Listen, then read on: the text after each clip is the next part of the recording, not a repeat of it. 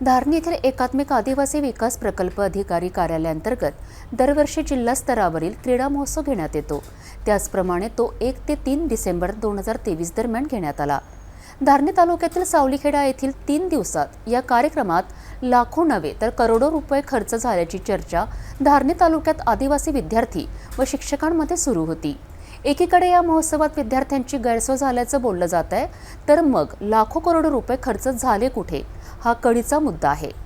अखेर प्रकल्प अधिकारी कार्यालय धारणी येथील प्रकरण राज्य माहिती आयुक्त यांच्या दालनात दाखल झालं आहे।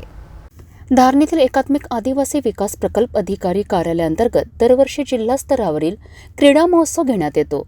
2023 मध्ये 1 ते 3 डिसेंबर दरम्यान घेण्यात आलेल्या धारणी तालुक्यातील सावलीखेडा येथील शासकीय आश्रमशाळांमध्ये क्रीडा महोत्सव घेण्यात आला। 3 दिवसात या कार्यक्रमात लाखो नव्हे तर करोडो रुपये खर्च झाल्याची चर्चा धारणी तालुक्यात आदिवासी विद्यार्थी व शिक्षकांमध्ये सुरू होती। या संपूर्ण क्रीडा स्पर्धांमध्ये विद्यार्थ्यांची चांगलीच गैरसोय झाल्याचेही बोलले जात आहे। या ठिकाणी थातूरमातूर कार्यक्रम आयोजित करण्यात आला होता। एवढेच नव्हे तर या कार्यक्रमाबद्दल माहिती RTI नुसार मागितल्यावरही मिळू शकली नाही।